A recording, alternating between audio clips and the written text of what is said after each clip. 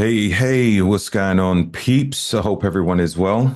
Just wanted to give an update on everything, my whole hospital visits and just like how I'm getting on myself. Um, yeah, things are progressing very well, more rapidly than I anticipated.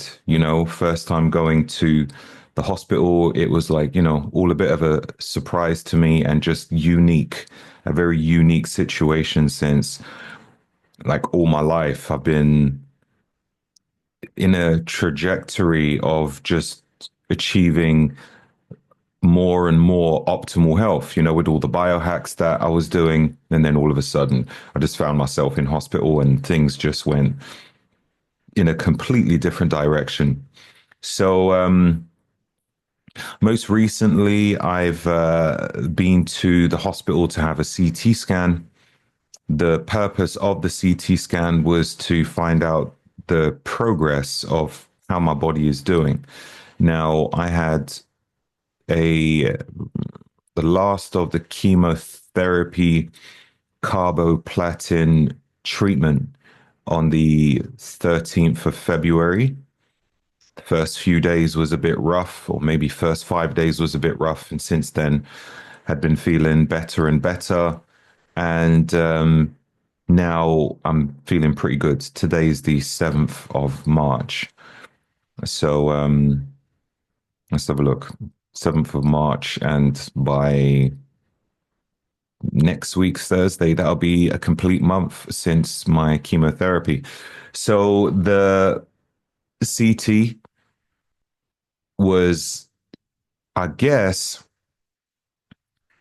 for them to let me know that there is no trace of any cancer cells in my stomach, in my lymph node, because that's where it traveled to. It started off as a germ cell and then spread from my testicles to my behind my abdominal wall. And after chemo, the whole idea is after the course, I would be clear. So I'm hoping to. I think we have an appointment set in place for next week.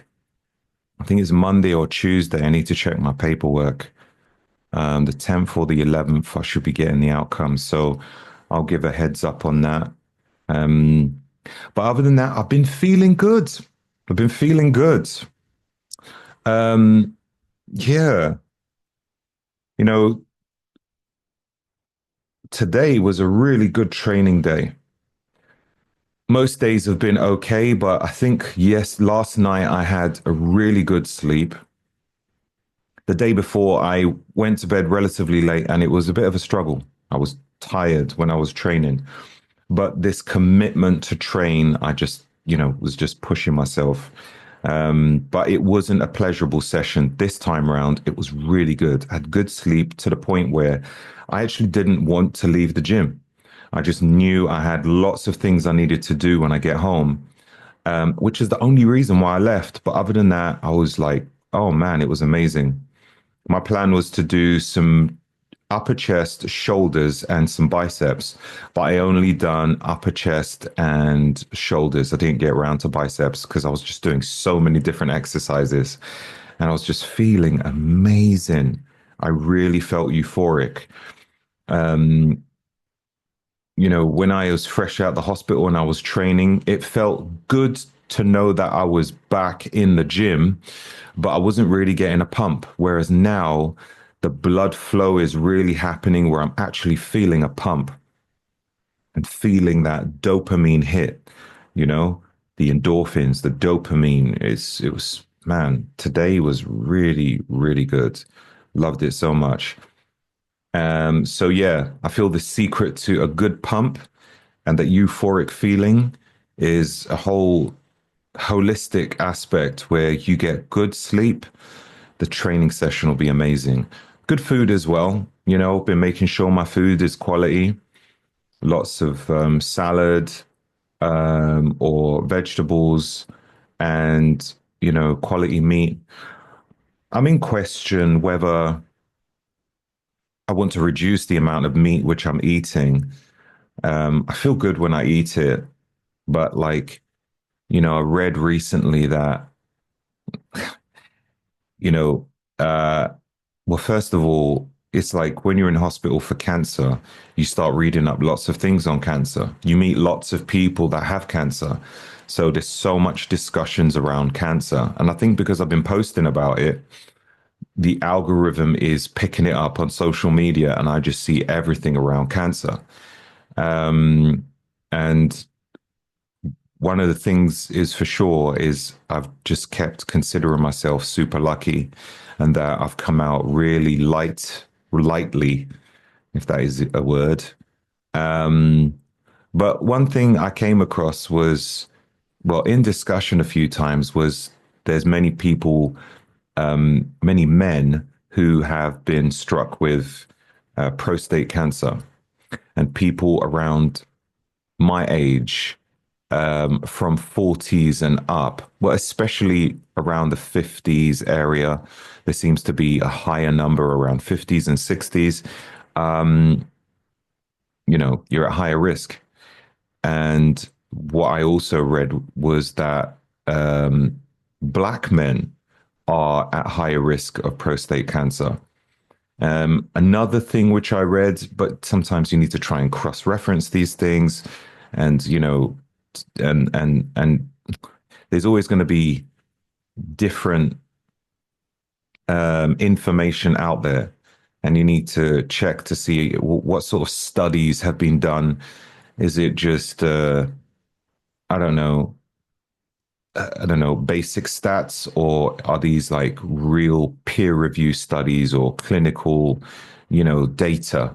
So, but I've read in a few places that black men are at higher risk, and I'm like, okay, I don't really want that. I don't really want, I think one cancer is enough. But yeah, so back to, I was going to say to diet as well. One thing I read was that those who eat red meat are at increased risk as well. And I eat a lot of red meat. So the fact of me being a man who is black, close to 50s, and eating meat, I don't know. Does that would that put me at risk? So I need to look into all these facts. And I just want to make sure that my diet is healing me and not hurting me. And I'm happy to change. If it means less red meat, that's fine. You know, um, is to be honest, it'll probably be a lot cheaper, to be fair. Red meat is expensive. So, I don't mind buying more legumes and, well, with legumes, sometimes I get bloated, sometimes I don't. So it's a case of experimenting. One thing I was thinking about doing was another microbiome test and seeing what's going on in my gut to confirm that I'm okay to eat legumes. And maybe there's only certain types which is going to cause me issues, and certain types which could even be a superfood for me. So once that's done, I'm going to tailor the diet, the food um, for me, and try to eliminate stuff which is going to hurt me. I just want to be strong and focus on longevity. Another thing which I spoke about on social media was a DNA test. I'm going to probably do a long form video on that, showing the report which breaks down everything about my DNA. Now, I'm not going to speak about it like a scientist. I'm going to break it down like just any regular person looking at a report about the blueprint of their body. And hopefully, you'd find it of interest, and maybe you might be interested yourself in having a DNA test done. In this report, it will have information on like risks of like certain injuries. Some people literally have an Achilles heel high risk. or maybe they're more prone to osteoporosis or something, this type of information is good. And also, if there are certain intolerances to certain types of foods or insensitivities, there's so much data with the company which I've chosen that it can really help you to make better decisions in life and just eliminate things which are just not working for you. Sometimes we follow these strategic ideas from people that are, you know, influencers, and just because they do it, it doesn't mean that it's good for you. So yeah, when that comes through, that's already at the lab. I've sent it.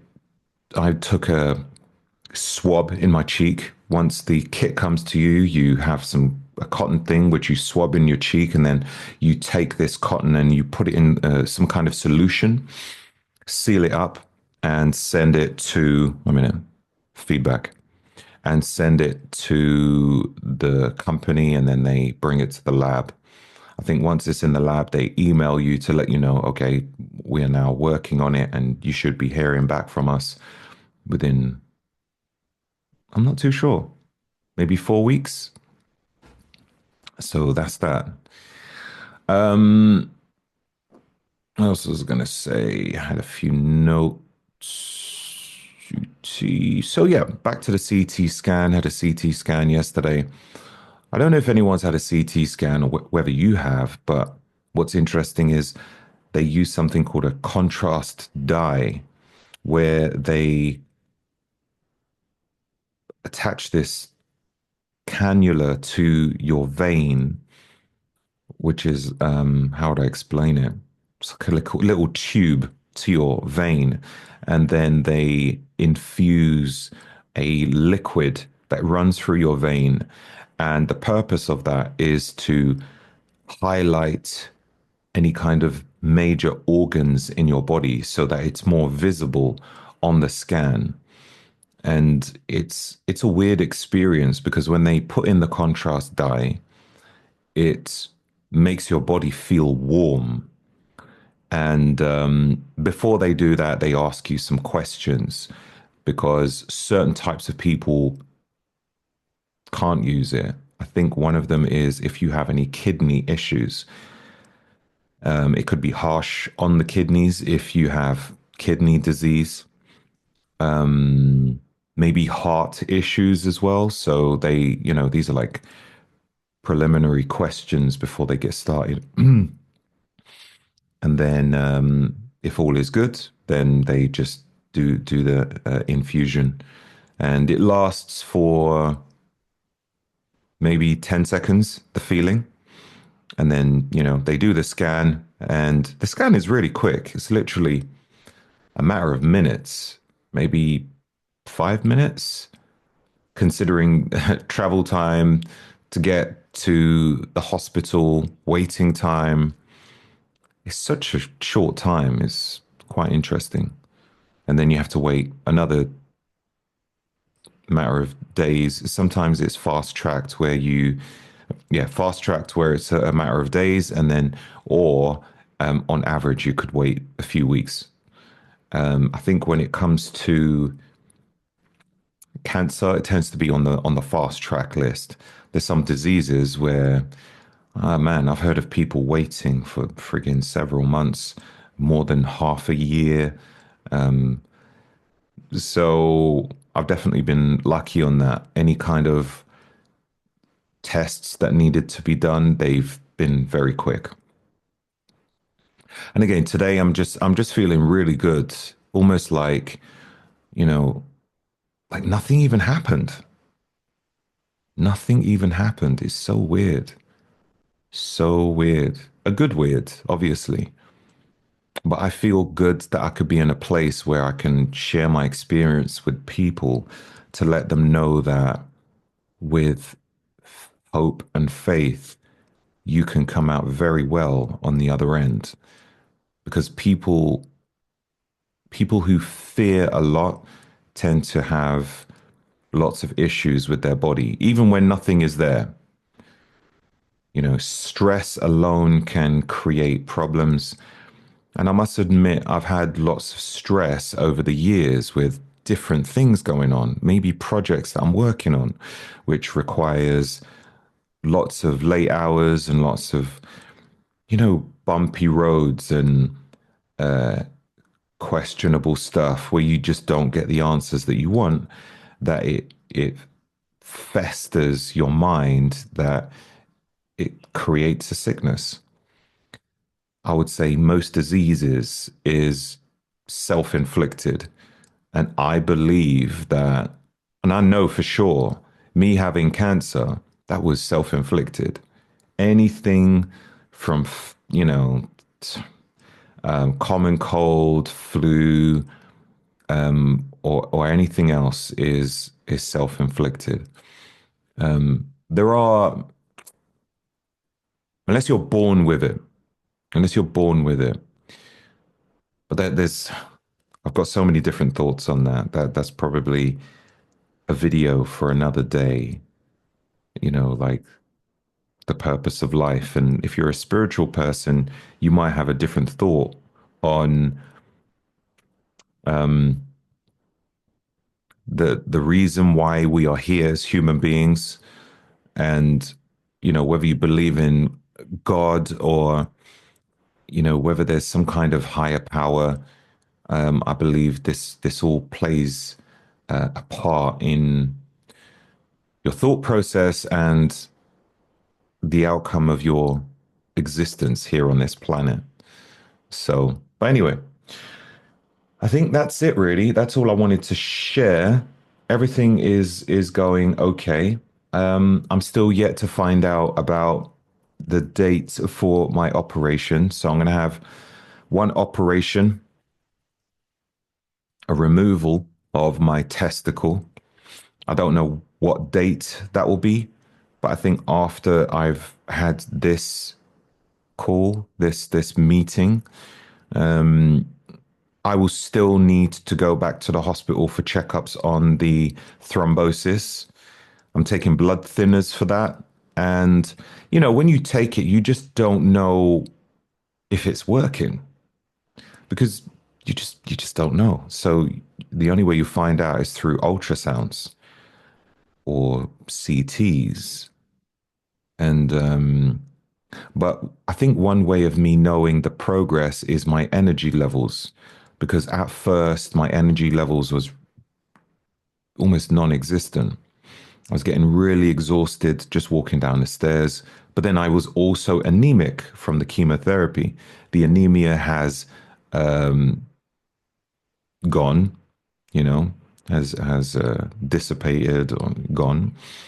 So that's cool. But at one stage, I was like really tired when I was training, even after the anemia was gone, just like breathless.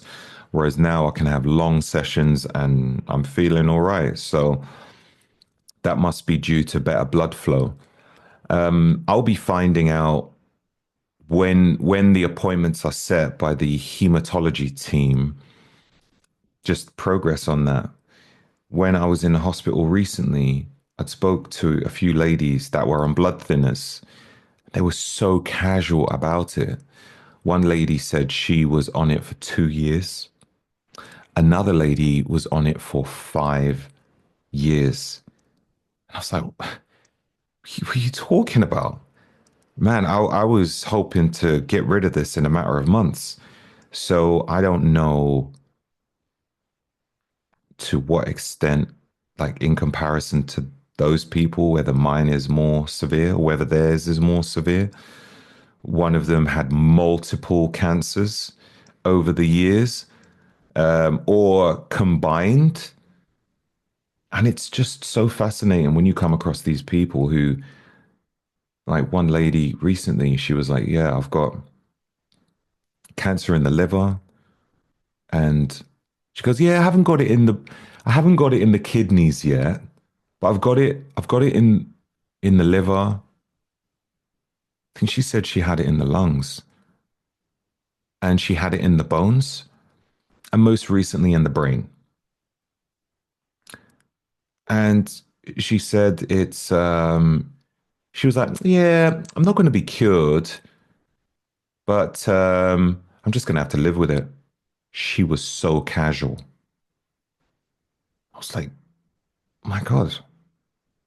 Like, for myself, I knew this is curable. So my head was just like, okay, cool.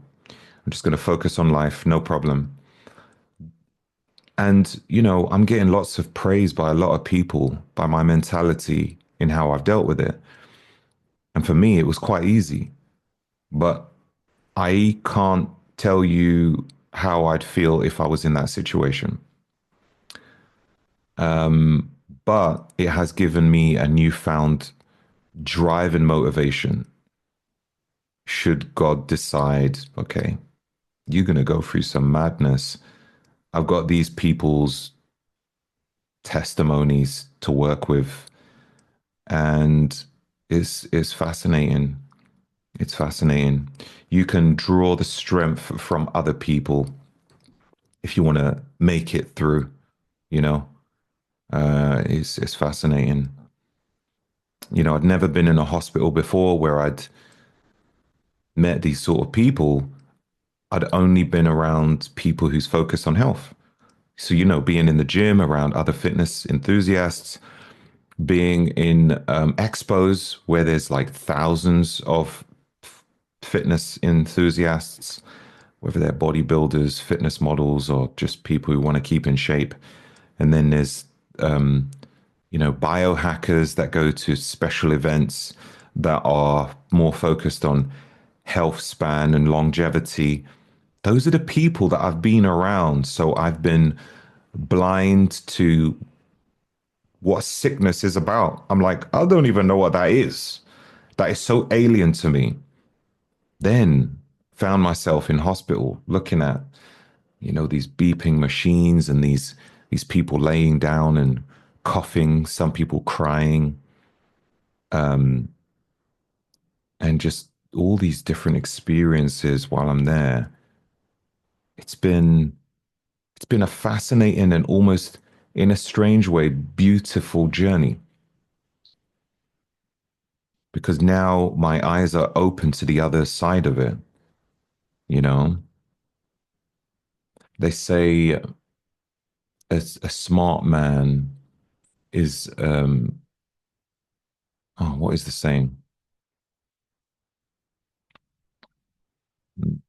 A smart man is a guy that learns from his mistakes, but a wise man is the one that learns from the mistakes of others. Now, I would say that it doesn't have to be mistakes, but I would say a smart man can learn from his experiences. A wise man, and doesn't have to be a man, obviously, can learn from the experience of others. And me coming across all these incredible people, it's just taught me so much, so much. It's been an incredible journey. So yeah, hematology. That's probably going to be the last of my ongoing meetings to find out how the thrombosis is doing. And then once I'm given the all clear, then that's it. I think it might be checkups like every 6 months and stuff like that, to make sure that things remain at bay and there's no return of any cancers. I think that seems to be the protocol from what I understand from most people. I maybe I was told that from the oncology team. I'm not sure. But so far, so good. I'm feeling great and I have a great team as well that has helped me. And yeah, big shout out and love to all of those that I've met along the way. One of the things which I'd like to do is to speak to or work with things like charities that help to spread awareness on disease and even, you know, not only disease prevention, but if you have it, what can you do about it? And I just want to be in that space. so I can work with those that are focusing on optimal health, from average health to optimal health. But what if you're not there? Not everybody is there. Some people are in a bad place, and these people should not be forgotten. They need love too. And I want to be one of those people. All right. Thank you very much for listening. If you've got any questions, just drop it in the comments below. Feel free to share this video. Much love.